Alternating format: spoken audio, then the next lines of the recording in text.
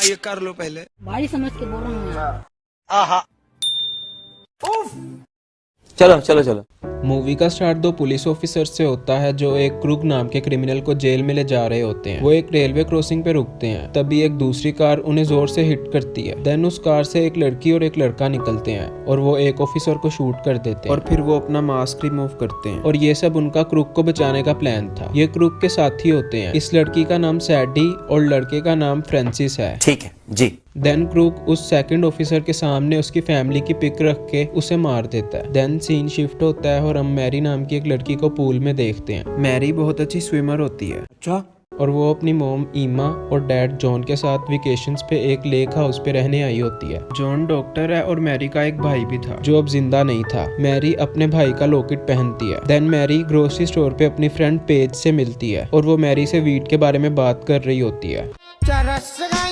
मेरे को प्यारा। वहाँ खड़ा एक लड़का जस्टिन उनकी बातें सुन रहा होता है और फिर वो सिगरेट का पैकेट मांगता है। पेज उससे आईडी मांगती है। देन जस्टिन कहता है कि मेरे पास मेरे होटल रूम में हाई क्वालिटी वीड पड़ी है, अगर तुम मुझे सिगरेट पैकेट यस करवाओगी तो हम मेरे रूम में वीड स्मोक कर सकते हैं। ये सुन पेज उसे पैकेट दे देती है। देन वो जस्टिन की होटल लोकेशन पे जाते हैं। पेज मैरी से 10 मिनट में आने का कहकर जस्टिन के साथ अंदर चली जाती है और मैरी वहीं वेट करती है। और कुछ देर वेट करने के बाद वो पेज को बुलाने जस्टिन के रूम में जाती है। वहाँ वो देखती है यहाँ ये दोनों वीड स्मोक कर रहे हैं। देन पेज मैरी को भी ज्वाइंट ऑफर करती है। मैरी पहले मना करती है लेकिन फिर वो स्मोक कर लेती है। देन उसे उसकी मोम की कॉल आती है और मैरी अपनी मोम को बताती है कि वो आज रात पेज के घर में ही रहेगी। मैं तेरी इंक्वायरी कराना, मैं तेरा हिसाब लाना चेक करना, तू रात कितने रात गुजारी है। इनका चिल ऑन होता है और तभी वहाँ क्रूक, सैडी और फ्रांसिस आते हैं। ये वही लोग हैं जिन्होंने मूवी के स्टार्ट में पुलिस ऑफिसर्स को मारा था। अच्छा। और यहाँ ये पता चलता है कि क्रूक जस्टिन का फादर है। वो जस्टिन से कहता है कि हमारी न्यूज़ फ्रंट पेज पे आ चुकी है और फिर भी तुम इन लड़कियों को यहाँ ले आए हो। चूतिया लड़के हो तुम। और फिर उसे जोर से मारता है। देन फ्रांसिस और सैडी उन दोनों को पकड़ लेते हैं। मैरी उन्हें बोलती भी है कि हम तुम्हारे बारे में किसी को कुछ नहीं कहेंगे, पर क्रूक नहीं मानता। समझाओ इसे। चुप। तभी पेज अपने आप को बचा के वहाँ से भागकर पुलिस को कॉल करने की ट्राई करती है, बट फ्रांसिस उसे पकड़ लेता है और उसका मोबाइल भी तोड़ देता है और मैरी का मोबाइल भी तोड़ देता है। मैरी जस्टिन से हेल्प मांगती है पर वो भी यहाँ कुछ नहीं कर पाता। चुप। फिर ये लोग इन दोनों को कार में कहीं ले जाने लगते हैं। तभी मैरी नोट करती है कि ये रास्ता तो उसके लेक हाउस वाली साइड पे ही जाता है। फिर वो कार के सिगरेट लाइटर से सैडी को जला देती है और निकलने की ट्राई करती है। इनमें फाइट होने लगती है और इनकी कार का एक्सीडेंट हो जाता है जिसमें फ्रांसिस की नाक टूट जाती है। बाहर निकलते साथ ही पेज भागने लगती है पर फ्रांसिस अगेन उसे पकड़ लेता है और क्रूक के पास ले जाता है। देन क्रूक उसके पेट पे चाकू घुसा के उसे मार देता है और मैरी के कपड़े फाड़ कर अपने बेटे जस्टिन को उसे सेक्सुअली अब्यूज करने का कहता है। जस्टिन मना कर देता है। चल बैठ। और जस्टिन के मना करने पर वो खुद ही उसे सेक्सुअली अब्यूज करने लगता है। देन मैरी एक पत्थर से क्रूक को मारकर वहां से भागकर लेक में जंप कर देती है। क्रूक उसे शूट करने की काफी ट्राई करता है लेकिन मैरी अच्छी स्विमर होती है, उसे एक भी गोली नहीं लगती, बट अनफॉर्चुनेटली उसे एक गोली लग जाती है और वहीं उसकी डेथ हो जाती है। फिर काफी तेज बारिश हो रही होती है और फ्रांसिस की नाक से भी ब्लीडिंग हो रही थी, तो ये लोग हेल्प के लिए पास के एक घर में जाते हैं। ये घर ईमो और जॉन का होता है लेकिन इन्हें ये तो पता नहीं होता कि ये लोग क्रिमिनल्स हैं और इन्होंने अभी अभी इनकी बेटी और उसकी फ्रेंड का मर्डर किया है। जाहिर है मुंह पे तो लिखा नहीं होता किसी के। अच्छा।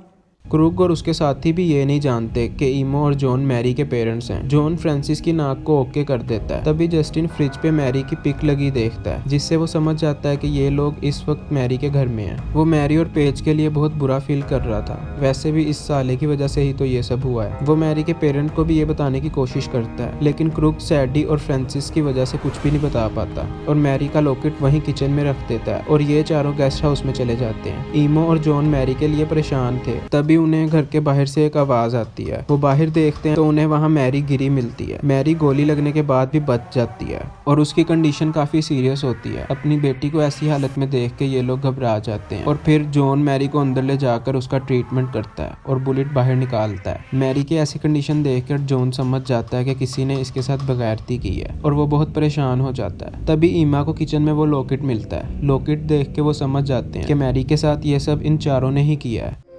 बदला, गोली नहीं मारेंगे साले को। साले को बम से उड़ा दूंगा। जॉन अपने स्टोर रूम में हथियार ढूंढने लग जाता है और ईमा किचन में नाइफ। लेकिन तभी वहाँ फ्रांसिस आ जाता है। वो ईमा से कहता है कि उसे सोने में मुश्किल हो रही है, क्या वो एक बियर ले सकता है। बियर शेयर ले लूं। मुश्किल तो नहीं है। ईमा सोचती है कि वो कहीं फ्रिज पे मैरी की पिक लगी ना देख ले, इसलिए वो उसे सेड्यूस करने लगती है। ये तो वेरी नाइस बूंद है, ये तो मेरी पसंद की बूंद है। और उसे विस्की ऑफर करती है। फिर फ्रांसिस रूम वाली साइड पे जाता है तो उसे वहाँ मैरी दिखती है, जिसे देख के वो शॉक हो जाता है। अरे हर गुनाह के पीछे शैतान नहीं होता। ओके। और उसके कुछ करने से पहले ही ईमा उसके सर पे बोतल मार देती है। चल बैठ भोसड़ी के। फ्रांसिस ईमा को मारने लगता है और तभी वहाँ जॉन आ जाता है और वो लोग फ्रांसिस का हाथ डिश वॉशर में डालकर काट देते हैं और जॉन उसके सर पर हथौड़े से मारकर फ्रांसिस की स्टोरी वहीं पे एंड कर देता है। अच्छा ही हुआ इसके साथ, वैसे भी इसको बियर की पड़ी हुई थी। अभी अभी कत्ल हुआ है नहीं, लेकिन बियर पीनी है। मालूम है तेरे बाप को मत सिखा। देन ये दोनों गेस्ट हाउस की तरफ जाते हैं जहाँ क्रूक और सैडी सो रहे होते हैं। सब संस्कारों का खेल है। वहाँ वो देखते हैं कि जस्टिन के पास गन है, लेकिन वो गन जॉन को दे देता है। अच्छा। और तभी सैडी उठ जाती है और जॉन उसे शूट कर देता है। उसे चोट आती है पर फिर भी वो जॉन से लड़ने लगती है। इसी बीच क्रूक विंडो तोड़कर वहाँ से भाग जाता है। चल बैठ भोसड़ी के। सैडी दोनों से काफी लड़ती है बट देन ईमा उसे शूट कर देती है। वहीं अब क्रूक इनके घर में पहुंच जाता है और वहाँ वो फ्रांसिस की डेड बॉडी पड़ी देखता है। जिगर तू इधर किधर? और उसे कुछ समझ नहीं आ रहा होता। देन वो वहाँ मैरी की पिक लगी देखता है और सब कुछ समझ जाता है। जॉन भी क्रूक के पीछे आता है, लेकिन क्रूक छुप के जॉन पे हमला कर देता है और जॉन को मारने लगता है। इन दोनों में काफी फाइट होती है और क्रूक जॉन पे भारी पड़ने लगता है। तभी जस्टिन वहाँ आकर क्रूक को गन पॉइंट पे ओके कर लेता है। जस्टिन ट्रिगर दबाता है लेकिन पिस्टल में बुलेट नहीं होती। देन क्रूक उससे गन छीन लेता है और उसे बहुत मारता है। तभी ईमा पीछे से आकर क्रूक के सर पे मारती है और फिर ईमा और जॉन दोनों क्रूक को मारने लगते हैं और काफी मारने के बाद उसे पैरालाइज कर देते हैं। देन क्रूक का फेस माइक्रोवेव में रख देते हैं और माइक्रोवेव ऑन कर देते हैं और हीट से उसका फेस वहीं पे फट जाता है। हाँ जी, मुंह गायब। मर गया मादर। मजा आया।